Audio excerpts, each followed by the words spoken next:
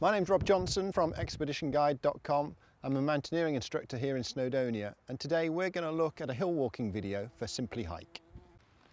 In this video we're going to look at how to take a compass bearing from a map and then how to follow that bearing on the ground. So this is our compass. Let's just talk through some of the names of the various bits that if we end up speaking in jargon, you know what I mean. The fancy bit of string, that's called the lanyard, and then the plastic bit is the base plate, and then I just call this the twizzly bit, but we can be a little bit more technical than that and call it a bezel. We've got a magnifying glass for older eyes, and then a direction of travel arrow. So this direction of travel arrow here we're going to call dot. D-O-T, direction of travel. So that's dot. And then within the bezel, we've got a red needle which points north. We're going to call that red needle Fred. And then we've got a red arrow, and we're going to call that Fred's shed. So in this example, we want to travel from the blue cross to the red cross using a compass bearing. I'm going to do this in 3 easy stages. Step 1 is to line up the 2 points using the edge of my compass. And it's important here that I have the direction of travel arrow pointing the direction that I intend to travel, from the blue cross to the red cross. Step 2 is to rotate my compass bezel until north on the bezel is lined up with north, which is at the top of the map. And to be really accurate with that, I'm going to get these red and black lines in my bezel parallel to the blue lines that are running north to south. And then step 3, I'm going to take the compass away from the map. I'm going to rotate the whole compass until Fred is sat in his shed. And then my direction of travel arrow shows me which way I want to walk. So I'd be heading this way. To follow that bearing, I need to rotate the whole compass to put Fred in his shed. And then I'm going to position my body so that I'm lined up with my direction of travel arrow. I'm holding the compass at about chest height, and I'm keeping the base plate level so that the needle sits nicely. And then I'm looking for something along that direction of travel line that I can walk to.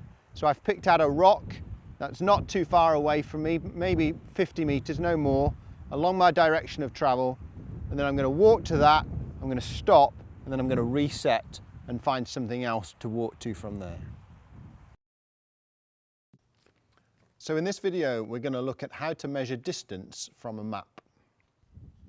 So there are times when we're in the mountains where we need to be super accurate about the distance that we travel on the ground, and to be able to do that we need to be able to measure distance on the map. The distance between these blue lines, the grid lines, on these Ordnance Survey maps is always a kilometre, so that gives us an idea of the scale. If we're here on the summit of Vull Grach and we want to travel to this path junction here, we could estimate that as being roughly 500 metres. But in poor visibility, we need to be more accurate than that. So we want to be able to measure it using a ruler. On our silver compasses, we get a Roma scale. So the Roma scale across the top here is for 1 to 25,000 scale maps, which is what we're using today. We also then get a 1 to 50,000 and a 1 to 63,360 lower down. So it's important to use the right scale for the map that you're using. On our 1 to 25,000 scale map, if I want to measure from the summit of Vull Grach to the path junction, I'm going to place my edge of my ruler linking the 2 points. So the top corner is against the path junction, that's reading off at 0, and the distance off to my summit there, that's 400 metres, that's 600 metres, so we're about 550 metres from the path junction to the summit, and I can then translate that to the ground. And that was how to measure distance from a map using our compass. In this video, we're going to look at trying to give you some structure to your mountain navigation. I realised fairly early on in my hill walking career that if I could ask myself a series of 5 questions, it would give me some structure to my navigation and help me to avoid getting lost whilst I'm out on my mountain journey. The first of those questions that I'll ask myself is, where am I now? And that's really important that you can ask yourself and give yourself an answer to that as you leave your car first thing in the morning. If you get that wrong, the rest of your day is going to be pretty much screwed. The next question I'll ask myself is, where do I want to go? It's really difficult to walk blindly, get somewhere, and then ask yourself the first question and try and make the map fit the ground that you stood on. It's far easier to say, where do I want to go, and describe 3 things that you'll see when you get there, and then walk to it. That way you're going to avoid making the map fit. So we've got, where am I now and where do I want to go? The next question that I'll ask myself is, what will I see along the way? So I try and describe the journey that I'm going to see. So maybe I'm going to pass some woods, pass a waterfall, cross through a field boundary, and then I'm going to get to the feature that I'm looking for. So where am I now? Where do I want to go? What will I see along the way? And then the next question that I'll ask myself is, how long is it going to take? And it might be that I want to use timing, or it might be that I want to use pacing. But if I've got a rough idea of how long it's going to take me, if I reach twice the time that I was expecting and I haven't found what I was looking for, there's a pretty good chance that I've gone straight past it. And then finally, the final question that I'll ask myself is, what happens if I've gone too far? And we call that a backstop feature, something to catch me so that if I really have walked too far, it's something obvious, and I go, okay, yeah, I realise what I've done. I've overshot the feature I was looking for. So to summarise these 5 questions, where am I now? Where am I going? What will I see along the way? How long is it going to take? And what happens if I've gone too far? In this short video, we're going to look at measuring a distance from the map and then translating that distance on the ground using pacing. So on my map, I've identified 2 features that are exactly 100 metres apart that will allow me to work out how many paces I take when I walk 100 metres. So I've got a stream to a path junction measuring exactly 100 metres. Here we can see the stream and the junction, the distance between the 2 being 100 metres. So you need 2 features that you know are 100 metres apart that would allow you to count the number of paces that you walk.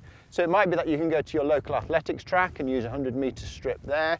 It might be that you need to do the same as us and measure whilst you're out in the hills. In poor visibility, I need to be able to accurately measure distance on the ground, and that's where pacing comes into its own. So in this little film, we're looking at working out how many paces we take to walk 100 metres. I've identified 2 features on the ground that are exactly 100 metres apart, and now I'm going to count my paces as I walk so that I know how many paces it takes for me to walk 100 metres on flat ground, and then I can make allowances for that on ground that goes up and ground that goes down. So I'm going to start off just by counting paces. I'm going to count every other step as I walk. If I count every pace, I end up with a really high number and I just get confused. So I'm going to count every time my left foot hits the ground. I'm doing this exercise with my rucksack on so that when I'm out there for real, it's reflective of how I'll be walking with a rucksack on.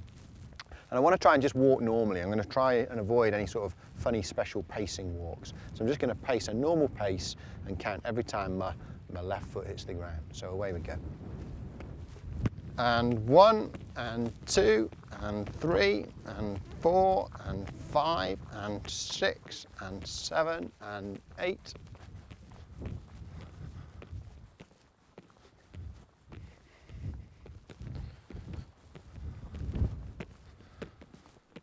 $65. So for me, that's 65 double paces that I've walked from the stream to the junction here.